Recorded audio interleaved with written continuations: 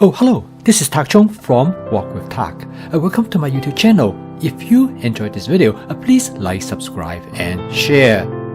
A sauce is critical in our culinary experience, as my friend Jackie once said that without a sauce when you eat food, it is like walking through a desert.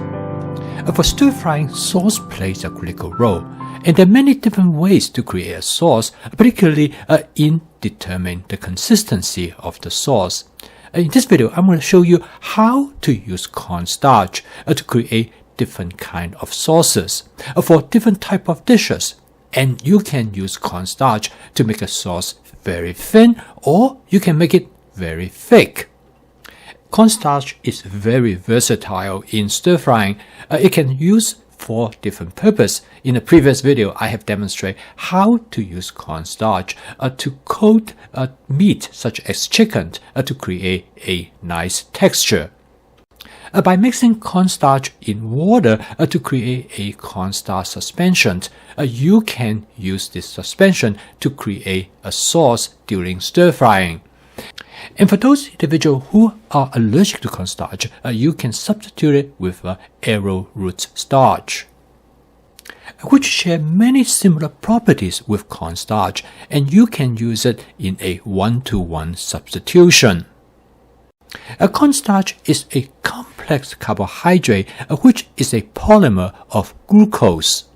A plant take the glucose that they make from photosynthesis and join them together into cornstarch. And the corn plant will package them into the corn kernel, which will be used as an energy source during germination. Cornstarch, as well as starch from other plants, when they are being heated up, they will form polymers, which cause them to cross-link with each other, and therefore thickening the liquid that they are in. This results in creating a sauce. However, other plants also have starch similar to cornstarch.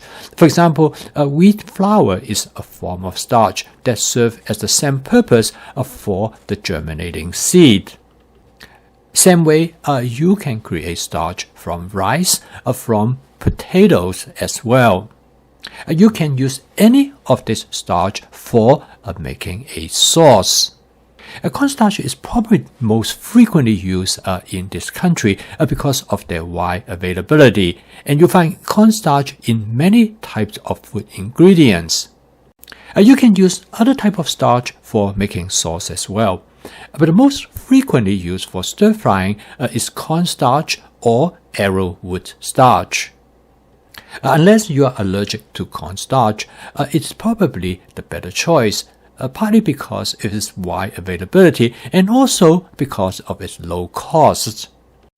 Creating a sauce during stir frying is the simplest if you season with a sauce such as oyster sauce or hoisin sauce, because both of these sauces already contain cornstarch. By adding a small amount of these sauces, you can create a light sauce for your stir-fry dishes. This is probably the easiest and simplest way to create a sauce because it is quick and efficient. And I usually add them toward the end of the cooking process. You can use only a single sauce, or you can use a combination of different sauces. The combination between oyster sauce and hoisin sauce is one of the most frequently used. And under most circumstances, this is all you have to do in create the sauce that you like. Quite often, I will use a first sauce, a sauce that are already tailored to a specific flavor, such as a teriyaki sauce, a sweet and sour sauce, or a General Tso chicken sauce. I find that the best way is to choose one sauce as the basic sauce. And the basic sauce that I most frequently choose is the oyster sauce, because it provides me the foundation in constructing a more complicated sauce by adding additional sauces. These sauces already contain cornstarch, so you don't need to do anything else. And this makes it very simple and straightforward and save a lot of time. However, there are times you might want to have a thinner sauce, such as this tofu dish. In this case, the thinner sauce will allow the ingredients to go better with the rice, and the sauce will coat the rice as well and make it more flavorful. In times like this, when you have more sauce and you want to have a thinner sauce, or you want to have a better control of the consistency of the sauce, and that's the time when you start to add additional fluid, and you thicken this fluid now with cornstarch. The simplest and the most frequent way to use cornstarch to create a sauce is by creating a cornstarch suspension. You just put about 1 tablespoon of cornstarch, and you usually will mix it with about 2 to 3 tablespoons of water. The amount of water and the amount of the cornstarch will dictate the consistency of the sauce. If you have more cornstarch and less water, and the sauce will become thicker. Because this is a cornstarch suspension, the cornstarch actually do not dissolve in water. So you have to shake it up. Make sure the cornstarch is evenly distributed in the water to create the suspension. I find that the temperature for the gelation of the cornstarch to form a sauce depends on the temperature of the food ingredients in the wok. If the heat is too high, the gelation will occur too quickly, and sometimes it will cause it to form lumps. But if the heat is too low, then it will take a long time for it to gel. So the best way is that to have the ingredients or the fluid in the wok under a slight simmer before you add the cornstarch suspension. You can control the thickness of the sauce by the amount of time you stir the cornstarch suspension in the wok with the food ingredients. You can also increase the thickness of the sauce by adding more of the cornstarch suspension. Therefore, I always prepare more cornstarch suspension than I think that I will need. This will allow me the opportunity to increase the thickness if I wanted to.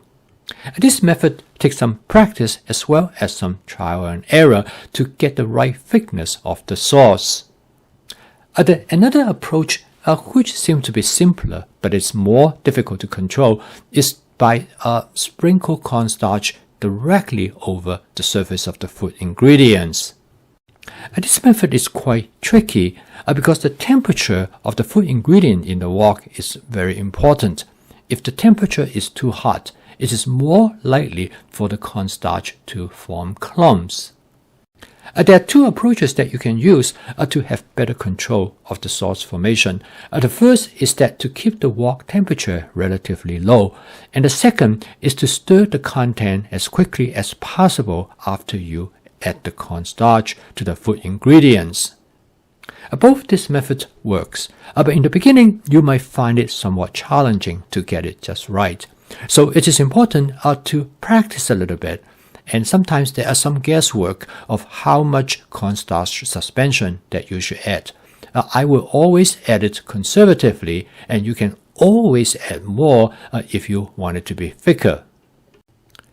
So my recommendation is that initially just use pre-made sauces which already contain cornstarch. This will allow you to make a sauce very rapidly and also in a very practical way.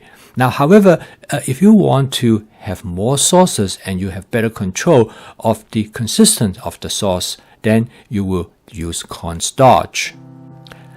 I post a video each day to help you to make home cooking as part of your daily routine, so you can find home cooking that is practical, efficient, creative, and fun. Use my fast cooking system.